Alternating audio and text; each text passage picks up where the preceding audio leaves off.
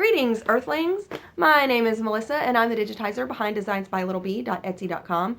Today I'm going to be doing a tutorial on how to hoop a long, narrow item with a narrow opening at the top, like a Christmas stocking, on your multi-needle machine to get maximum monogramming or personalization space. Last night I posted a picture in a group on Facebook called Applique This and That Too of this bag that I monogrammed for myself.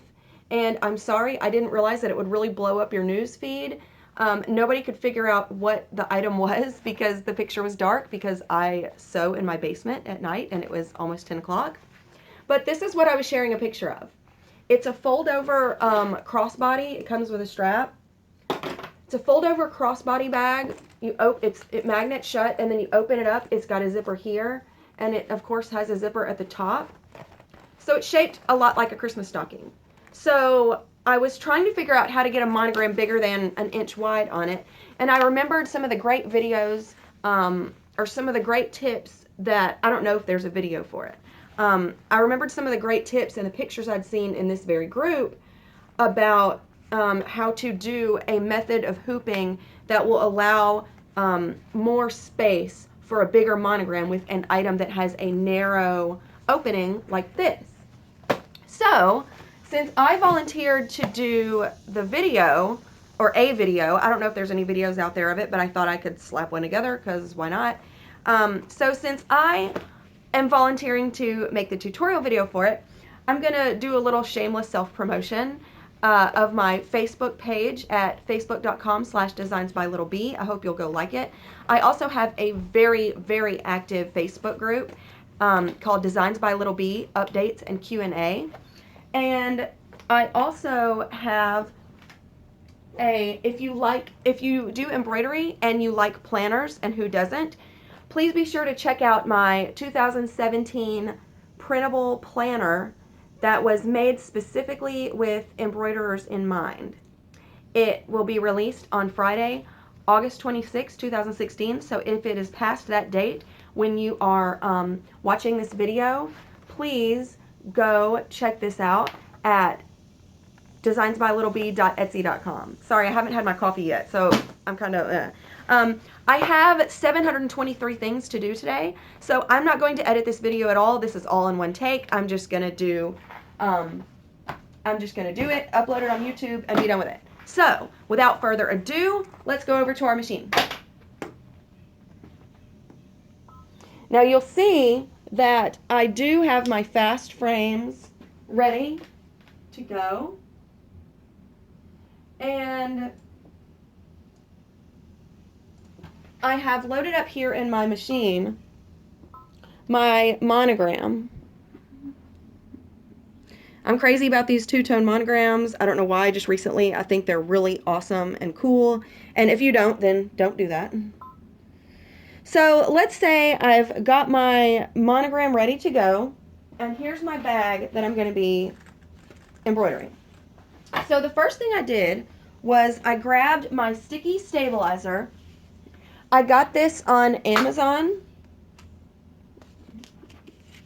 I will post a link to the product I'm using, and I will also post the links for my group and my Facebook page and the Facebook group, Applique This and That Too, if it's okay with the admins, down below this video as soon as I post it on YouTube.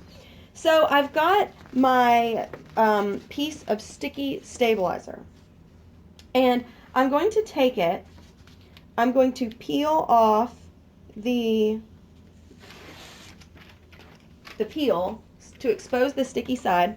Now you see, in a multi-needle machine, in case you don't know, the beauty of a multi-needle machine is that it has this thing, I believe it's called a bobbin arm. I don't know if that's the technical term for it. That's what I call it, because to me it looks like an arm sticking out, like it's fist bumping you while you're embroidering. Like, good job. So, bobbin arm. So, I call this an upside down hooping. I call it that because you're taking your sticky stabilizer and putting it sticky side down, and you're going to actually hoop the item from the bottom instead of the top like you usually do. So I call it an upside down hooping. I just made that up. I don't own a trademark on that or anything, so feel free to use it. That's how I refer to it myself. Okay, so you're going to hoop your sticky stabilizer, and you're going to hoop it.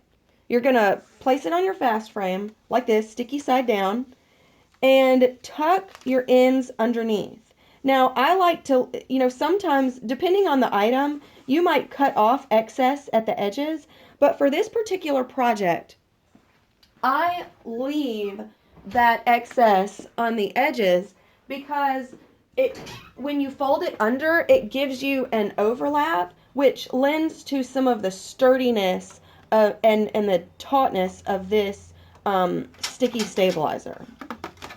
You see what I mean? You've got this overlap on the edges, so it's real nice and tight, like a drum. Okay, now I'm going to now keep in mind, this is only the second time I have ever done this. I'm using my smallest fast frame because that's what I used last night. That's what I'm comfortable with right now. Please feel free to try some of the bigger ones if you think you can get away with doing a bigger embroidery job. Honestly, I thought that was all that's needed for this bag, and this is only the second time I've done it. So I'm doing what I'm comfortable with. I'm not the embroidery police. The things that I say aren't law that you have to do. So experiment and do different things. Sorry about the mess of my desk. Okay, so I'm going to take my sticky and I'm going to place my hoop carefully on top of right where I think that monogram is going to go. So I'm going to say let's say right there. That looks really good. Now mash it down to get your sticky on there. And then you're going to want to you're going to want to pin carefully your item to your sticky. Do it carefully and do it as far out to the edges as you can because you do not want any pins in that stitch path to where your machine will hit them. And I'm going to pause the video really quick so that I can get all my pins in the corners. Alrighty, I've got my bag pinned at the four corners. It's nice and it's stuck on there, but it's also secured with the pins. Now, for a lot of things that you're going to use this method for, like stockings or like this bag, you don't need anything else on the inside. This is very thick. I'm not worried about any additional stabilizer. If you are doing something thinner and you think you need to float or additionally sandwich in some stabilizer underneath that, please do. With this, I don't need it. So I'm going to take this right over to my machine. And I'm going to open up the bag and reposition my hoop. Now you can really see why this method works. Do you see how your purse now has so much more extra room to go around the bobbin arm down here? Instead of spending all this space up top where it's wasting this edge, now your purse or your item can go like this. I mean, there's so much extra room down here. That's why this works. So the next step is to organize my monogram the way I want it, which you already know how to do. And I'm going to use my guide on my machine to, see, that would hit the frame, so I don't want to do that.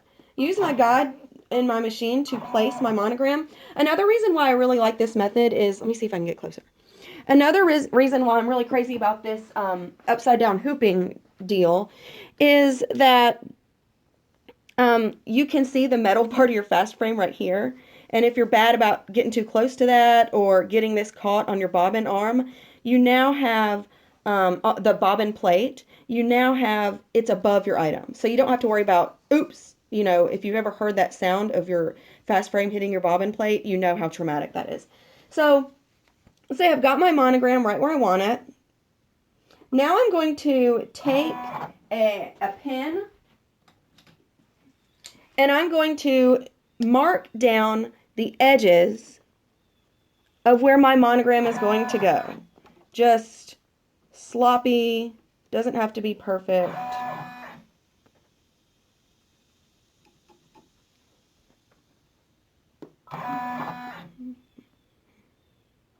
And that's actually a little big for my liking near those pins. So I'm going to edit that down just a teeny tiny touch. Okay. So now you have your monogram frame. Now you have your pin marks where your monogram is going to go. Now you're going to remove your frame again.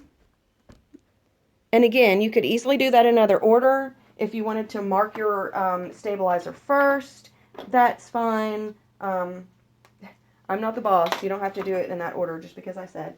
I carefully cut into my stabilizer. And then I take some very small scissors and I carefully peel and cut away a kind of oval shape. You don't have to do a square because, or if you're doing a monogram, you know, it kind of goes down at the edges so it can be kind of oblong. Just make sure that you won't have any sticky remaining where your needle's going to go. And that's probably not the end of the world if you did, but you know, you want it to be to look professional. So I'm going to pause that again while I cut out my sticky square.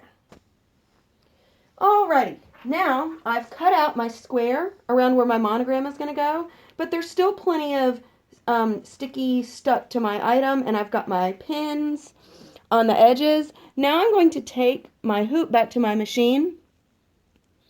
And the last step is just a little recap of your monogram. You want to look over it. That's why so many people thought this was upside down last night when I posted this picture, because this bag opens up in kind of an unexpected way. So last step is to kind of recap.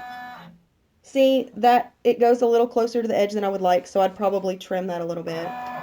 Perfect on top, perfect on that side, and a little too wide on the right. And this isn't an order, this is actually just a repeat of my monogram, and since I don't need another bag, I'm not going to go through the monogramming step, but that's it. Now you've got your square where your monogram is going to go, your item is securely pinned to your stabilizer, and you've got this big wide open space down here for your bobbin arm to go around. So you've got lots of room for that bobbin arm to go under, and you can make a much bigger monogram or a much wider or longer name using the kind of upside down sticky hooping method. So that's it. And I'm just at 13 minutes, so that's great. Maybe that'll upload on YouTube quickly. I hope this tutorial has been useful to you. I hope you use it this fall on all of your stockings, and you can use it to monogram cool things that you didn't know were possible, or that you thought you'd have to do an itty bitty monogram on. Hey, the bigger the better with monograms, right? So I hope you love this tutorial, and come join my Facebook group. Check out the links at the bottom at the bottom of this video that I'm gonna post as soon as I upload this to YouTube. And I hope you have a great day. It's Thursday, my boys are in school. I gotta get to work digitizing some stuff. Chat with you in the group, and see you later. Bye.